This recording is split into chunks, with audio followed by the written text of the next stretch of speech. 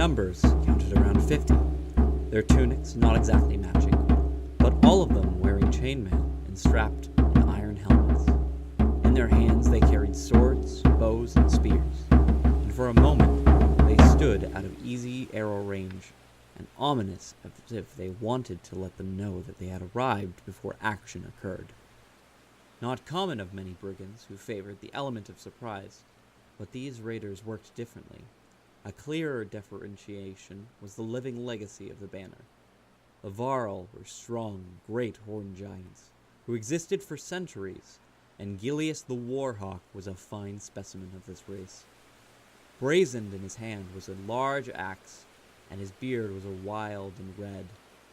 He stood about 3 meters tall, and was a tower to his accomplices. Gudmundr scanned the ranks. Most of them were younger than himself, but he could see faces he could still briefly recall. Half a lifetime ago, he would have been amongst these ranks, and what he had feared was their resolve.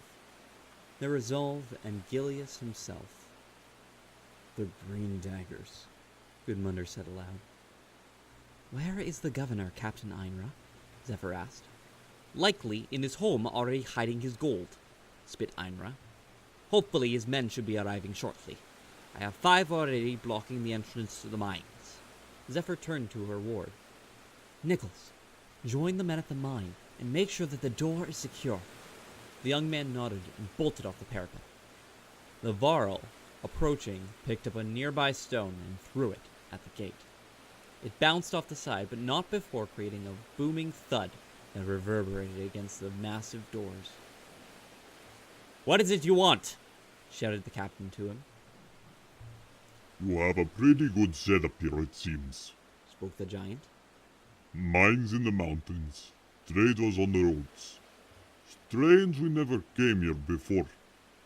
Perhaps you could share the wealth in some poor homeless travelers. We are under the protection of King Meinolf. If you attempt to attack the city, I can assure you that his retribution will be your undoing. The Varl started to walk even closer to the gate. A guardsman readied an arrow, but Einra gestured to undo it. A lot of faith for a king, it seems, but not a solution for a current situation of a town halfway between Arbarang and Porskard, scoffed Gilius. Tell me, how many people are behind those walls? How many trained fighters do you have? All of a sudden, a great gust of wind blew in from the south, a wild and powerful wind. Gudmundr put his hand on the palisade to balance himself, and turned to see that Zephyr was raising her staff. She lowered her arm, and the wind ceased. Gilius clapped his hand to the side of his axe. Very nice. Mender does it right. It's always more fun when there's a challenge. There was a short chatter of laughter from his amused comrades. Gudmundr did his best to try to remember some of the tactics that the band had used before, opening up closets in his memory that he had long since tried to forget. But it was hard. It had been ages ago. The details of tactics were drowned out by more regretful memories. The burning, the screaming, the killing. Has anyone come through the gate in the past 3 days? He demanded of the captain. What? He said, surprised at the sudden outburst of his man. From behind, Gudmundr saw the governor and his 4 bodyguards coming up the stairs of the parapet. Already his hands were shaking, and after seeing the crowd in front of him, he looked around to see about 20 guards, in an almost astonished manner that this was all the town had. The fact that he expected more shocked both the captain and Gudmundr. He nodded at the captain, but didn't ask about what had already been exchanged. He looked out to the giant. I'm the governor here. If it's ransom you want, we can negotiate. Nobody has to die today, he said, trying to sound threatening. You're right, replied Gilius. It will be much easier for you to surrender your weapons and valuables and open wide that gate. But if you don't want to do that, we do enjoy a good fight. I might even prefer it. We'll give you 5 minutes to make your decision. Saying that, he smiled and walked to join his cohort. There was a pause as the governor was looked upon by both Zephyr and Captain Einra. He exchanged a look back at them as if he were about to argue the case for surrender. He abruptly changed this expression after he realized that they were looking at him like he were an idiot, and his contribution was not helping.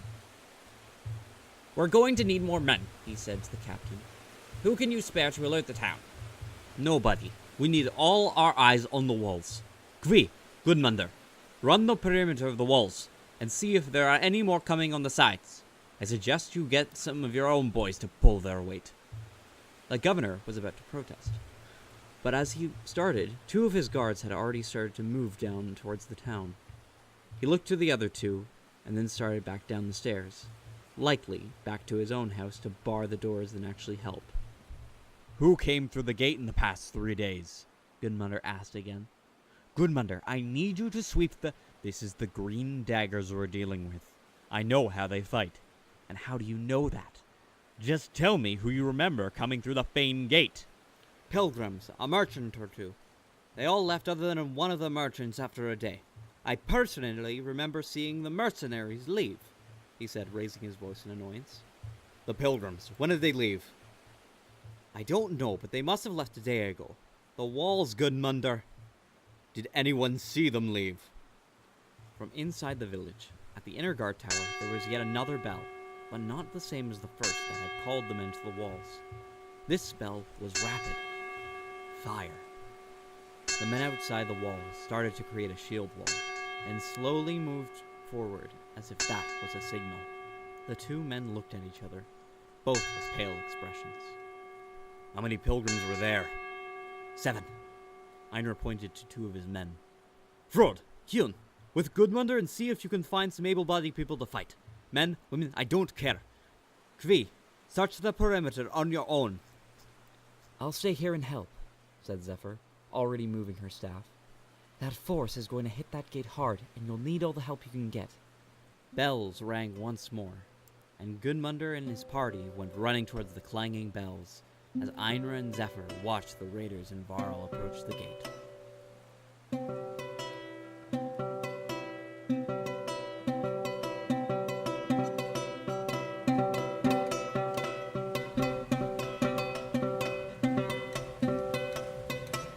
The pilgrims were easier to find than Gudmundr had thought. The problem, however, was that there was a crowd of panicked civilians running through the town now as part of the housing district was on fire, and he had to get through them. After descending the wall, Gudmundr had grabbed a shield and was now shouting away people and shoving people to the side with it. There were 4 men and 3 women. They carried torches and held knives and short swords, and 2 of them even had bows. As some set fire to the buildings, others covered with swords. They were currently standing off with 2 of the townspeople and 1 of the governor's bodyguards. He looked to the 2 guardsmen and tapped his axe lightly to his shield, and then tapped the pole of his axe to his shoulder. I get their attention, capitalize on the distraction. He yelled a war cry and ran into their line and was upon 2 men at once. He made a large swing to get them to step back. Both men did, and he kept his eyes on them. One of them went for a swipe, but was met by Kjern's pike to the rib.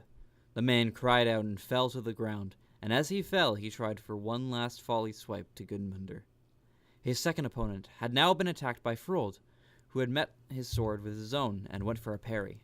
The raider blocked the strike with his torch, and retaliated by running his sword through his attacker. Gudmundr lunged at the man, and his axe met the raider's neck.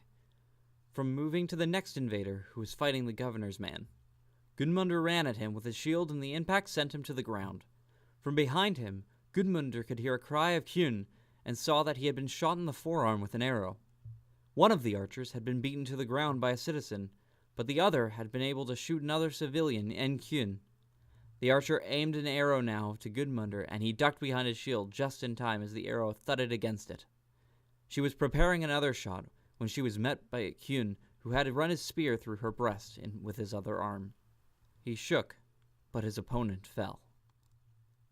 Despite the blazing fire, the ringing bells, and the shouting of men near the wall, the world seemed quiet to Gudmundr, and he realized that all his opponents, for the moment, had fallen, either killed by himself, guards, or the other men. He watched for a moment, seeing men and women who had gathered buckets of snow and water to throw at the flames, and as others ran to the gate.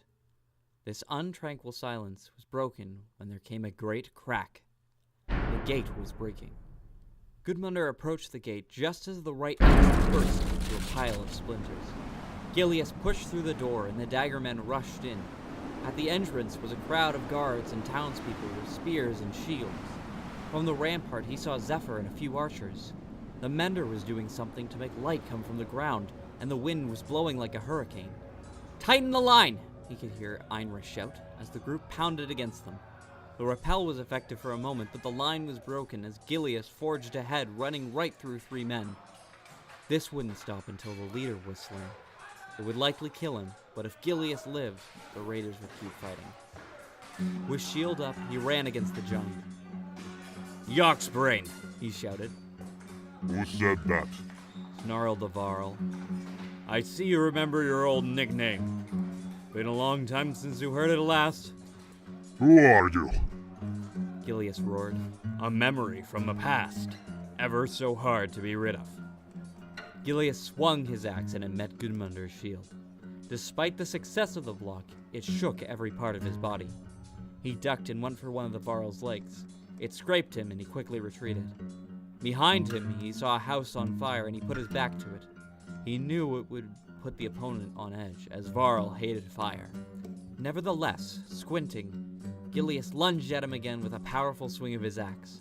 It met the shield with a terrible impact, and in that moment, Gudmundr raised his own axe and aimed it near the head of the two-hander. The Warhawk's weapon broke in half, and the blade end falling to the ground. Chop.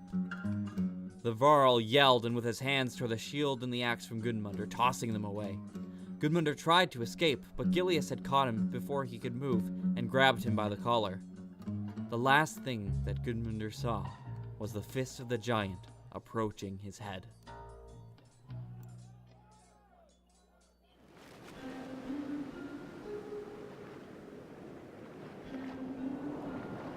He dreamed of Valgard. They were in Strand, and from the stairs near the Great Hall, they could see the ships sailing into the city just as the sun was setting. He was a grown man now. He was healthy, and on his side he holstered an axe. His face was indifferent, and it had seemed like he had made peace with this moment long, long ago. She didn't have many kind words for you, but she said I looked too much like you. I didn't deserve any, and seeing you now, she certainly was right. She was right about many things, and she was right to take you away. You didn't make things easier. No, I didn't. Gudmundr stared again at the ships sailing, and he watched as the waves foamed and crashed from afar. She told me that in some ways I should be like you, though, but that I should just do it right. Do it right, huh? Perhaps you can take that advice still. Have you ever tried being a guardsman? I haven't. It might suit you. Something tells me you have the talent. Maybe. Thank you, Valgard. It didn't seem proper to use the word son.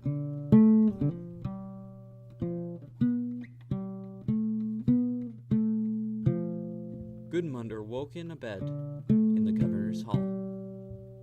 As he slowly sat upward, his head throbbed in pain. Looking around, he saw many beds temporarily stationed all around the room.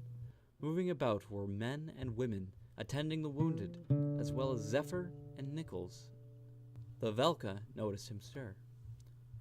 It seems we're still in Bindal, so I'm guessing we won? A successful stalemate, more like it. But I doubt the Green Daggers will be returning soon, she smiled. I'm guessing Gilius is dead? He met an arrow in the back right before he was finished with you. The others fled quickly after. He pummeled you pretty hard, though.